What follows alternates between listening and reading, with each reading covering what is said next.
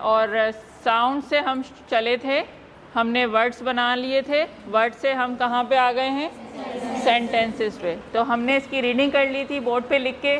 उसके बाद फिर हम क्या करेंगे, असेसमेंट कर सकते हैं। यहीं पे अगर मैं एक ब्लैंक डाल दूँ, ठीक है, और यहाँ पे नेक्स्ट स्टेप पे आप बच्चे से पूछे बेटा क्या आएगा यहाँ पे, बताइए। दिस इज अ,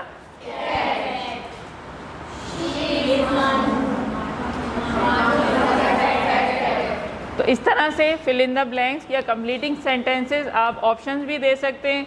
जैसे यहाँ मैंने 2 ऑप्शन दिए हुए, इसमें से एक करेक्ट है और एक रॉन्ग है, तो बच्चे उसमें से सेलेक्ट कर रहे होंगे। ये एक्टिविटी असेसमेंट की है। कार्ड्स के ज़रिए से भी आप ये एक्टिविटी कर सकते हैं। जैसे इन्होंने एक सेंटेंस कंप्लीट किया, यहाँ से मैं ये हटा दूँ, कोई भी एक कार्ड मिस कर दूँ और बच्चे को मैं 2-4 ऑप्शन दूँ और बोलूँ यहाँ से करेक्ट कार्ड आप यहाँ पे पेस्ट करेंगे। तो यह सारी असेसमेंट की एक्टिविटीज़ होती हैं जिससे आप इंश्योर करते हैं कि बच्चे को इसका पूरा कॉन्सेप्ट क्लियर हो गया है, तभी जाके फिर वो आप अपना रूब्रिक्स वाला काम मुकम्मल करेंगे।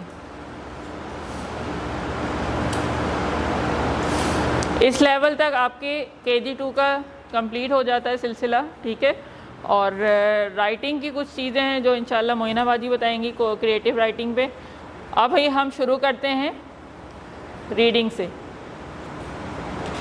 यहाँ से यानी कि आपकी जो बुक NBF की जो 1 क्लास की प्राइमरी की जो बुक आ जाती है आपकी, तो इस बुक को हम समझते हैं कि इसमें इसके कुछ कंपोनेंट्स दिए हुए हैं। जैसे सबसे पहले हर चैप्टर में क्या है हर चैप्टर में लर्निंग आउटकम्स। क्या मतलब है इस लर्निंग आउटकम्स का?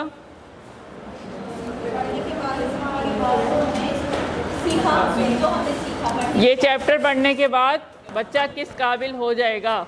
फॉर एग्जाम्पल बच्चा क्या कर लेगा, प्री रीडिंग के ज़रिए प्रेडिक्ट कर लेगा कि इस कंटेंट में क्या लिखा हुआ है। ये मैंने एक पढ़ा है और इस तरह ये बहुत सारे पढ़ते हैं आप लोग, इसको कोई भी नहीं पढ़ते। ये पढ़ना बहुत ज़रूरी है क्योंकि जब तक आप ये पढ़ेंगे नहीं, बच्चों को असेस कैसे करेंगे कि बच्चे को क्या आ जाएगा।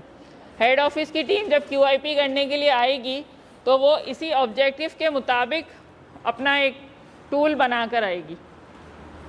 अगर क्लास 1 के बच्चे से मुझे टेस्ट लेना है या असेसमेंट लेना है तो मेरा जो टूल, जो टेस्ट पेपर होगा, उसमें इस बुक से चीज़ें इंक्लूड होंगी। कि अगर उसमें इन्होंने बताया था कि बच्चा नाउन सीख लेगा या नाउन की टाइप सीख लेगा तो वो उस चीज़ में इंक्लूड होंगी।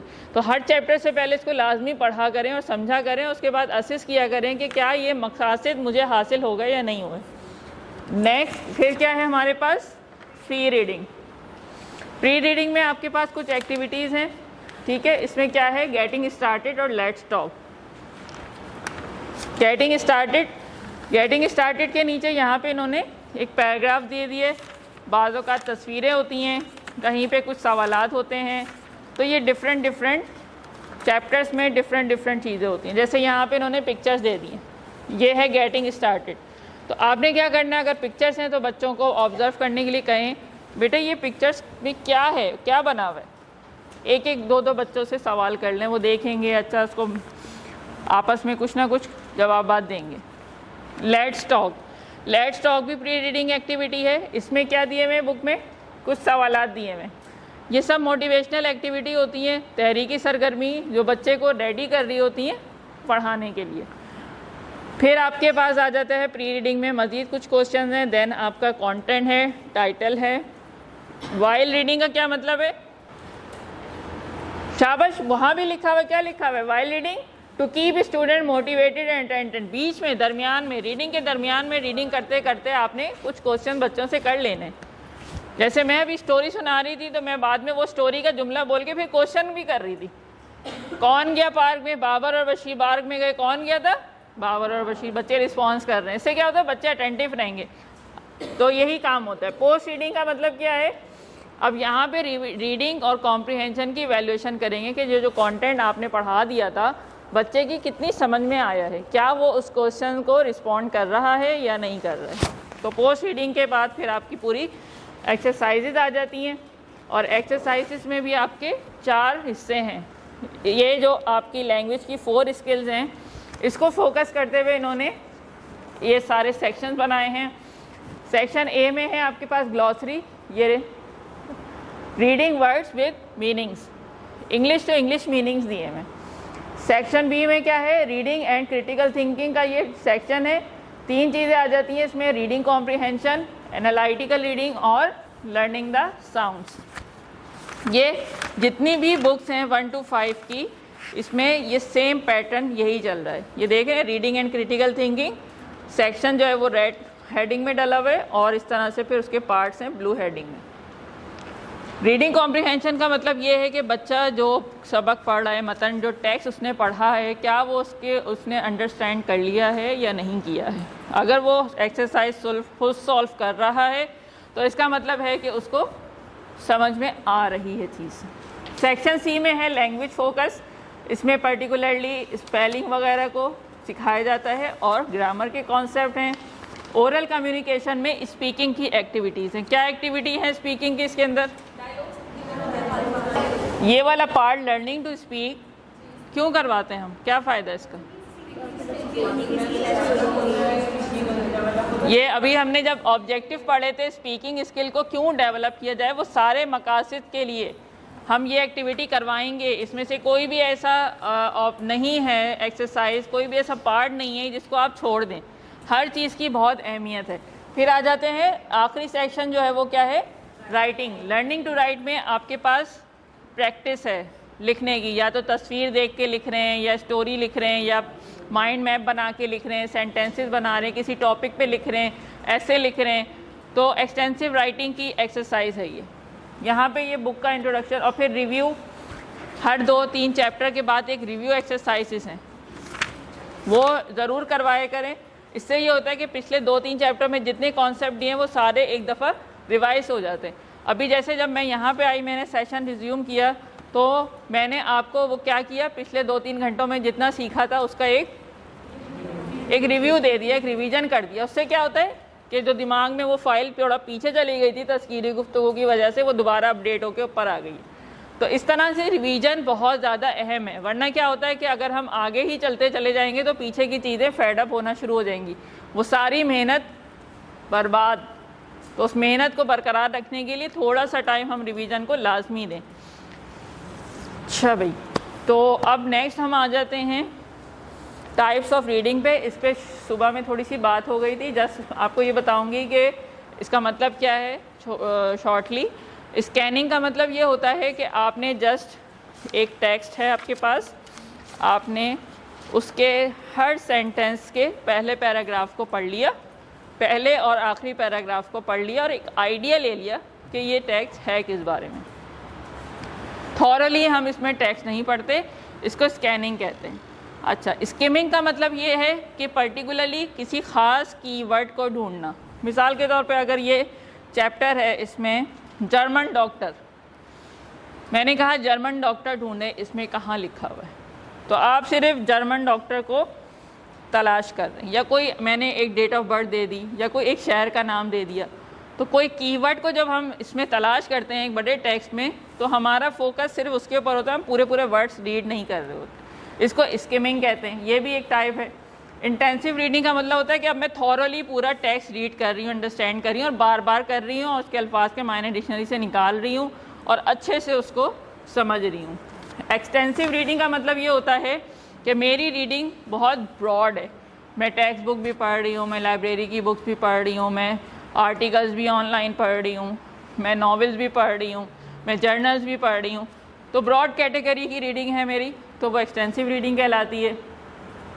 इंटरैक्टिव रीडिंग का मतलब ये होता है कि आप डिस्कस कर रहे हैं, जो आपने रीड किया वो अपने पेयर के साथ क्या कर रहे हैं, डिस्कस कर रहे हैं। और आखिर में एक प्रूफ रीडिंग भी एक रीडिंग की टाइप है, जिसमें आप एरर्स फाइंड आउट कर रहे होते हैं रीडिंग करते हुए। ग्रामेटिकल एरर हैं या स्पेलिंग एरर हैं या पंक्चुएशन एरर हैं, किसी भी तरह के एरर, तो ये प्रूफ रीडिंग कहलाती है। तो ये बहैसियत आपको लैंग्वेज टीचर के पता होना चाहिए। नेक्स्ट हमारी आ जाती है टेक्निक्स। रीडिंग की टेक्निक्स क्या है, हम किस तरह से रीडिंग शुरू करें। तो प्री रीडिंग की जो हमारे पास एक्टिविटी है उसमें जैसे मैंने अभी बोर्ड पे लिख के करवाया, अगर आपके बच्चों का लेवल क्या है, ऐसा है कि वो साइड वर्ड्स भी नहीं पढ़ सकते, जैसे मैंने अभी KG 2 के लिए पूरे लाइंस जो हैं सेंटेंसेस बोर्ड पे लिख दिए।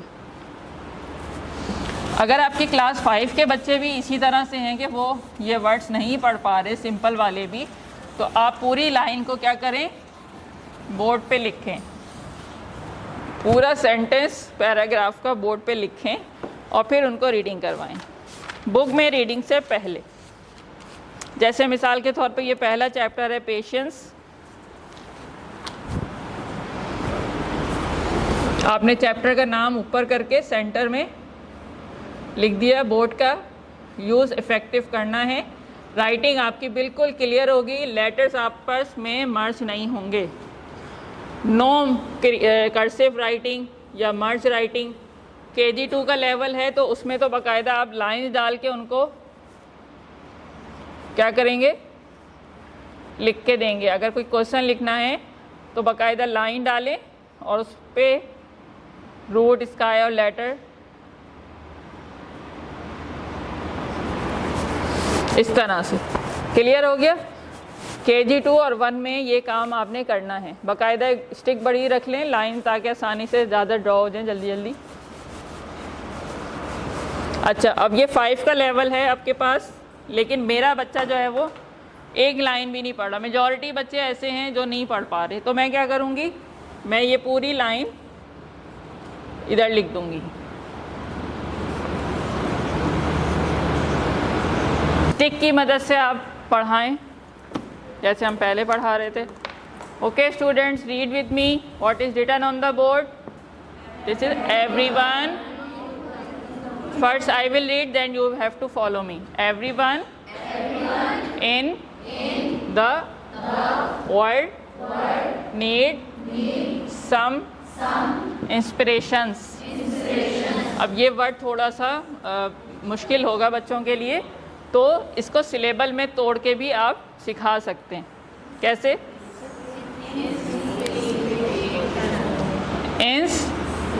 इंस्पिरेशंस। तो जब आप इसको 2-3 बार प्रैक्टिस करवाएंगे तो बच्चों को समझ में आ जाएगा।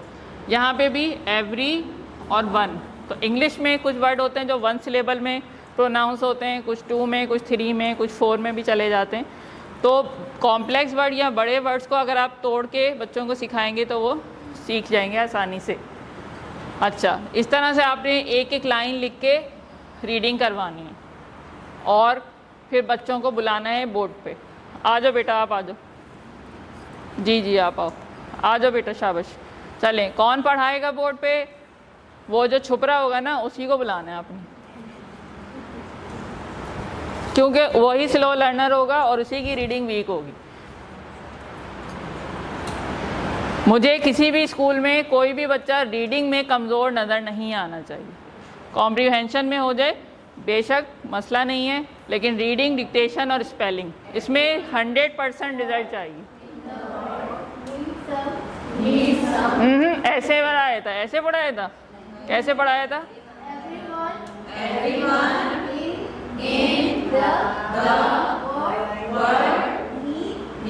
नीड पे स्टिक रखिए, आगे बढ़ जाएं, आगे बढ़ जाएं, आगे दरिया नहीं है। हाँ, स्टिक आपकी वर्ड के ऊपर रहेगी, हटाना नहीं है। Everyone in the world, no, 1 word at a time, ताकि बच्चे को पता चले कि ये एवरीवन ये है। एवरीवन इन द वर्ल्ड यूँ कर दिया, एवरीवन द, बच्चे को क्या पता एवरीवन ये है या ये है? तो यही तो सिखाना है, शनाख्त करवानी है लफ्ज़ों की, सिर्फ रटना नहीं है। आ जाएं, आप आ जाएं, आप भी पढ़ा लें ज़रा। लेकिन ये लेवल उमूमन 1 और 2 तक चलता है, KG 2, 1। बच्चे अगर आपके सारे ऐसे वर्ड्स जिनको साइड वर्ड्स हमने कहा था, ये वाले वर्ड्स, ये वाले वर्ड्स और ये भी वो पढ़ना शुरू हो ही जाते हैं, ठीक है। तो अब कौन से वर्ड बच गए जो हो सकता है उसके लिए डिफ़िकल्ट हो? एक ये बच गया, एक ये बच गया, ये। तो आप क्या करेंगे, अब आप उसकी लिस्ट करेंगे। अगर आपके बच्चे ये वाले वर्ड्स पढ़ सकते हैं, मेजॉरिटी बच्चे, तो क्या करेंगे, फिर पूरी लाइन नहीं लिखेंगे,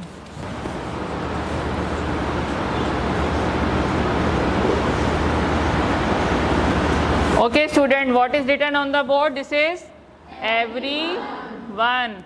Everyone. Okay, now this is some. इसको बहुत से लोग और क्या पढ़ते हैं? सोम. तो this is not Som, this is some. और क्या था? वर्ल्ड. ये भी वन सिलेबल वर्ड है, वर्ल्ड. और क्या था?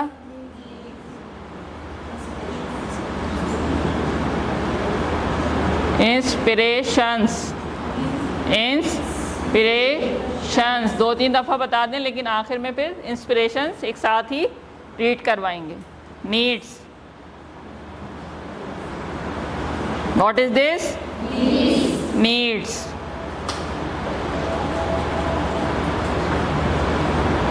अगर बुक में वो वर्ड कैपिटल से लिखा हुआ है तो कैपिटल से लिख दें, अगर स्मॉल से लिखा हुआ है तो स्मॉल से लिख दें.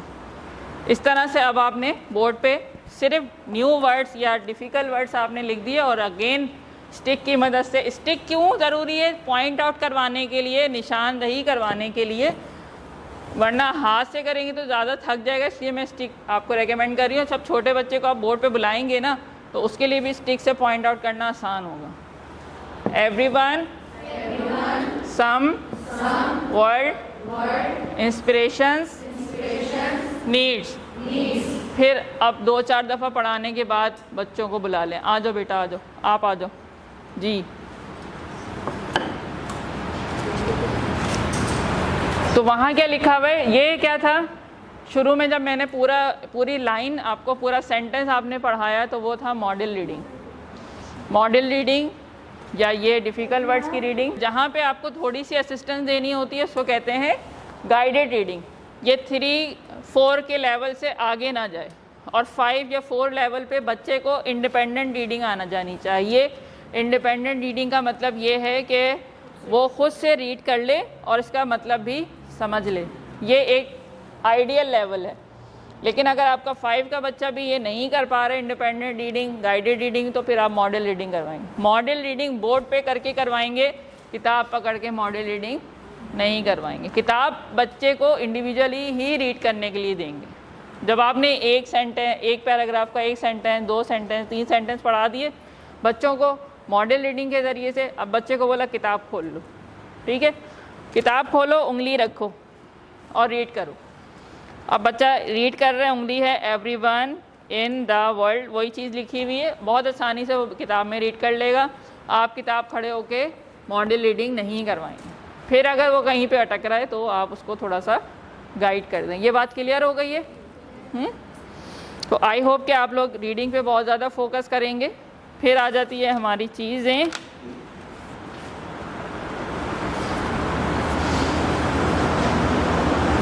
कॉम्प्रिहेंशन की तरफ.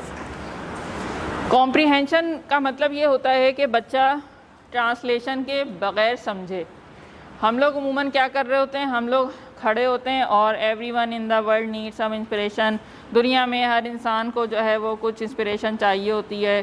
तो इस तरह से जब हम ट्रांसलेशन करने जाते हैं ना, तो अगेन फिर वो लैंग्वेज का वही बैरियर आता है. मैंने पहले क्या बताया था कि लैंग्वेज को इन्वायरमेंट से कनेक्ट करके, रियल लाइफ से कनेक्ट करके, तस्वीरें दिखा के उसको लैंग्वेज सिखाएं, ट्रांसलेशन ना सिखाएं उर्दू टू इंग्लिश. अभी तो ये खड़े पे आपको मुश्किल लग रहा हो कि कैसे करें, लेकिन जब आप इसको प्री प्राइमरी से मेरे बताए हुए सारे तरीके को फॉलो करते हुए चलेंगे तो वो बहुत सारी चीज़ों का कॉन्टेक्स्ट समझ लेगा. कोशिश ये करें कि वर्ड के ज़रिए, पिक्चर के ज़रिए, एग्जाम्पल के ज़रिए, मिसाल के तौर पे मैंने नेबर बताना है. अगर she is sitting beside you और living beside you is your neighbour. अब मैंने पूरा ट्रांसलेट करके नहीं बताया कि नेबर क्या होता है, पड़ोसी होता है. यहाँ से समझ में नहीं आया, कोई मसला नहीं है, इधर घर बना दे. Okay, this is your house. What is your name? Aisha. This is Aisha's house, and the house beside this house, what is your name? You are Aisha too? Isha. Okay, this is Isha's house. So Isha is the neighbor of Aisha and Aisha is the neighbor of Isha. So I am explaining the word neighbor. Do you understand? Did you got? Did I translate this into Padosi? No. No, I didn't translate. Okay, now if I want to explain everyone, so she is Isha. Okay, Isha, come here. She is a girl among all of you. But when I talk all of you stand up, so it means everyone has to stand up. Do you understand what is mean by everyone? तो इस तरह से आप लोगों ने इसको करेंगे तो उसकी इंग्लिश फिर आप देखें कहाँ से कहाँ पहुँची हुई होगी। इनिशियली मुश्किल होगा, लाजमी होगा, लेकिन ये कि आप इसको कितना ज़्यादा अच्छा कर सकते हैं ये आप पे है।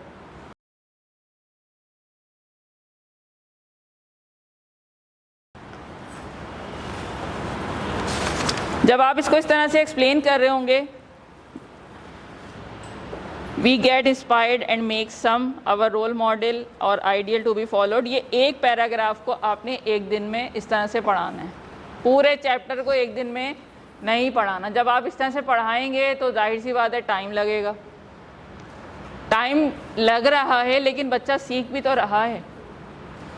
इसके साथ साथ फिर उसकी कॉम्प्रिहेंशन और किस तरफ से डेवलप हो रही है।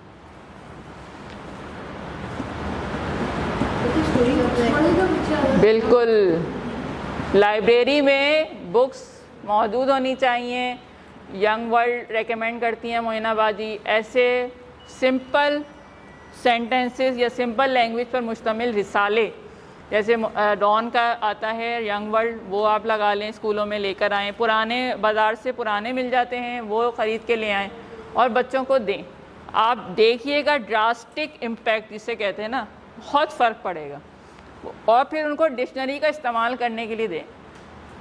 हर चीज़ को हलवे की तरह पका के देने की ज़रूरत नहीं है। आपकी लाइब्रेरी में डिक्शनरी भी दी हुई है, इंग्लिश टू इंग्लिश, उर्दू वाली भी है, इंग्लिश वाली भी है। तो बच्चे को बोलेंगे इस लाइब्रेरी के पीरियड में तुमने ये एक पैराग्राफ पढ़ लो। कोई ज़रूरी नहीं कि पूरा रिसाला एक दिन में पढ़े या पूरी स्टोरी, एक पैराग्राफ पढ़े और समझ ले बस। यहाँ से जब आप केजी उसको 1-2 के बाद से शुरू करेंगे ना, तो 5 तक आते आते उसकी रीडिंग और कॉम्प्रिहेंशन कहाँ पहुँची हुई होगी, आपकी सोच है। तो आई होप कि आप लोगों को समझ में आ गया कि किस तरह से आपने लाइब्रेरी का यूज़ करवाना है। वो धूल मट्टी जो चाट रही हैं किताबें, उनको आप बच्चों को दें, वो पढ़ें, सीखें, ख़ुद उसके मायने तलाश करें, ख़ुद उसको समझने की कोशिश करें। क्योंकि जब बच्चा डिक्शनरी खोलता है ना, तो आगे पीछे के 2 लफ्ज़ और पढ़ लेता है। फिर डिक्शनरी में वो एग्जाम्पल भी दी हुई होती है और हर कॉन्टेक्स्ट में यूज़ के अकॉर्डिंग उसकी मीनिंग भी दी हुई होती है। एग्जैक्टली 2 से 3 मीनिंग दी हुई होती हैं जहाँ जहाँ भी वो सेंटेंस इस्तेमाल हो रहा होता है। तो यहाँ तक थी रीडिंग की बात। अच्छा, जब ये रीडिंग आप इस तरह से करवा लेंगी तो उसके बाद जो एक्सरसाइज हैं, जो आपके क्या नाम है, ये रीडिंग कॉम्प्रिहेंशंस हैं, जो क्वेश्चन हैं, ये बच्चे कर लेंगे खुद से। खुद करवाने हैं बच्चों से। उसके बाद थोड़ा सा आप लोग शुरू में असिस्ट कीजिएगा, then fill in the blanks, फिर ट्रू फॉल्स अगर दिए हुए या MCQs अगर हैं तो बच्चे को कहें कि वो खुद तलाश करे। कैसे तलाश करेगा? जैसे यहाँ लिखा हुआ है, how did the people of Taif treat रसूलुल्लाह, यानी कि इस सवाल में कोई ऐसी बात है जो तैफ के लोगों से कनेक्टेड है। Okay student, now search for the word Taif. तो तैफ क्या हो जाएगा? कीवर्ड, जिसको वो स्किमिंग के ज़रिए से फिर ढूंढ लेगा। इसी तरह से अगर ये ब्लैंक है, रसूलुल्लाह was called dash due to his truthfulness. Truthfulness का यहाँ पे कोई जिक्र खैर है। चलो फिर मैं अब इसको टेक्स्ट में ढूंढूँ, ट्रूथफुलनेस कहाँ लिखा हुआ है। क्लियर हो गई बात? तो बच्चों को ही करने के लिए दें पहले एक्सरसाइज। ये एक्सरसाइज सॉल्व करने के लिए वो बार बार रीडिंग कर रहा होगा, बार बार रीडिंग है। वो जितनी दफ़ा रीडिंग